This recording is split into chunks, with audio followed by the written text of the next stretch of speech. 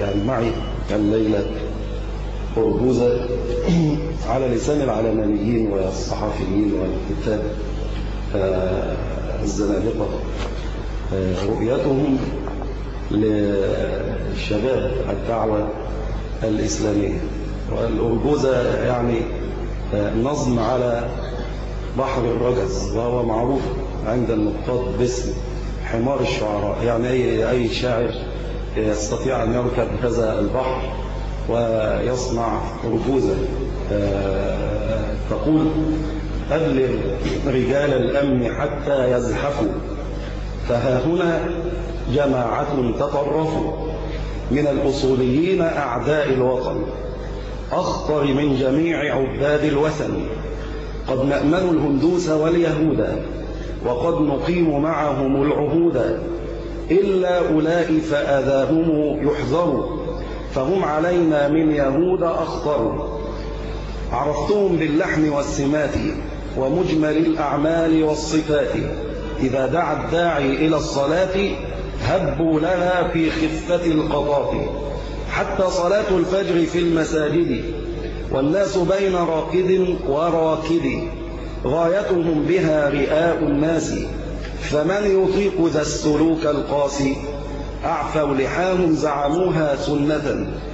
زعموها سنة يدنيهم اتباعها للجنة. حياتهم أساسها التزمت، وفكرهم قوامه التعنت. تشددوا في الدين وهو يسر، وكل فرد في السلوك حر. دعواهم في نصره عريضة، لكن قلوبهم هي المريضة. إذا دعوا لحفل لهو راقص أبوا بلا ذوق إباه ناقص. فما لهم في الفن من خلاق، إذ حرموا الحلو من المذاق. والرقص عندهم حرام منكر، كذا قضى الجمود والتحجر. وحرموا ما ساد عرف الناس من عهد شيخنا أبي نواس.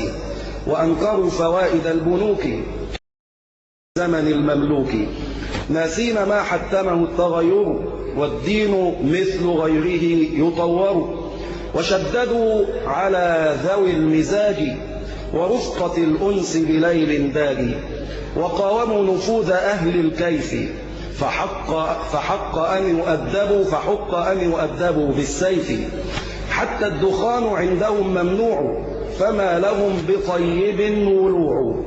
يؤذنون في أماكن العمل من غير خوف أو حياء أو خجل، والناس فيهم تاركوا الصلاة، فكيف يؤذون مدى الأوقات. بيوتهم تحفل بالدلائل على انتمائهم بدون حائل. ستجد السواك والمصاحف والكتب فيها تالدا وطارفا، من البخاري وشرح مسلم إلى ابن تيمية وابن القيم. نساؤهم يزهين بالحجاب، والبعض يصررن على النقاب. أشكالهن ترعب الصغار، وتقلق اليهود والنصارى. تاريخهم أسود كالقطران، حسبهم الجهاد في الأبغان. كم قاتلوا السوفيت في الجبال ليظهروا في صورة الأبطال. فهم مع الجهاد في كشمير وفي الفلبين بلا نكير. أما فلسطين فهم رجالها، وإن تنادى بالسلام آلها. قد أيتوا الفتية من حماس دون مبالاة ولا احتراس. وأحرجوا الوفود في المفاوضة، ووقفوا في جبهة المعارضة. واتهموا مسيرة السلام بأنها ليست سوى استسلام. وأعلنوا الجهاد والكفاح، وما اقتنوا غير الحصى سلاحا. وهم مع الجياع في الصومال أو المشردين في البنغال. فتش تجدهم خلف كل حادثة تحدث في الأرض وكل كارثة. وكل ما يقلق أهل الغرب وكل ما يقلق أهل الغرب فهم وراءه بغير ريب. وإن يكن في جزر الهواء أو خللا في مركب الفضاء. والله لولا خشية العزال لقلت هم محرك الزلزال. في كل معهد وكل جامعة أسماؤهم هي النجوم اللامعة.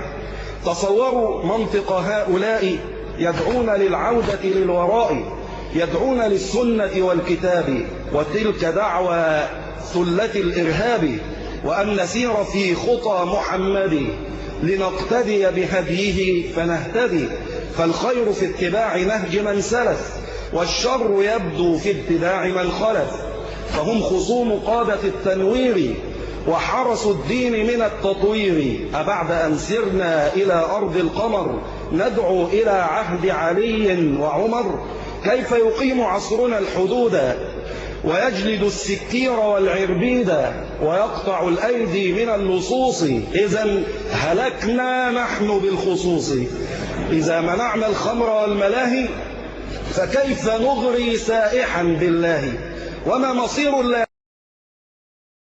مرتجين العون من أهل الكرم، وللفنون عندنا أسواق، فهل مصيرها هو الإغلاق، ودعوا المرأة للحجاب، فما ترون يا أولي الألباب، وأين يذهب المني والمتر إن صح ما قالوا وعم الستر، يبغون ربط حكمنا بالدين كما نرى عند بني صهيون، أنجعل القرآن كالتوراة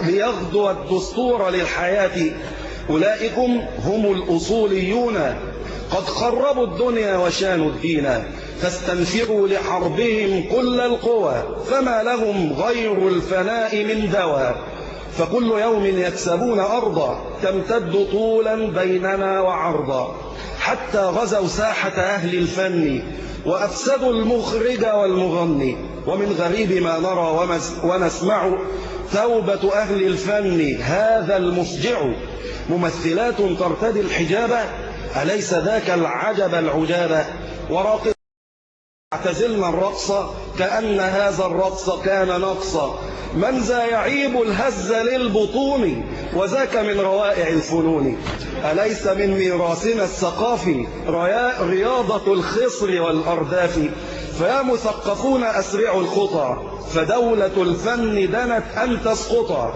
ماذا وراء ذلك التحجب إلا تآمر أثيم أجنبي، يدعو نجوم الفن أن يتوبوا كأنما كانت لهم ذنوب، أليس يدري هؤلاء السادة أن الفنون ذروة العبادة، ما الفن إلا صلوات الروح، دعك من المتون والشروح، قد غيروا الأعراف والأفكار حتى غدا المألوف قبل عارة، ما الدين بالصوم ولا الصلاة، الدين خذ في خفة وهات، الدين أن تبدو ظريفا مريا عنزة أو وثنا، فطهر القلب من التعصب وإن جحدت بالكتاب والنبي، الدين ما يراه حاكم البلد وقوله المفتي به والمعتمد، المفتى به والمعتمد، دع عنك ما يقوله الشيوخ فما لهم في علمهم رسوخ، الصحفيون هم الثقات وثلة الحكم هم الأثبات، لا بد من حل ومن علاج من غير تطويل ولا لجاج، الحل أن يحاربوا مثل الجرب، الحل أن يحاربوا مثل الجرب، إن شئت سل بدرا وسل شيخ العرب، لا رفق لا سماح لا هوادة، فحقهم منا هو الإبادة، واحذر من التمييز والتصنيف ما بين داعي الرفق والعنيف، فكل هؤلاء في الهوى سوى، من لم يمارس عنفه فقد نوى، لكن أهل الاعتدال أخطروا لأنهم على الطريق أصبروا، هم يرفحون جولة فجولة وبعد ذلك يبلعون الدولة، يستخدمون العلم والحاسوبة، سلسل سبيل تعرف المطلوبة، وطوروا الخطاب للصغار، فاعجب لقوم طاردوا الأصول وكرموا المنافق الوصول، فقل على داركم العفاء إن لم تدارك أرضها السماء.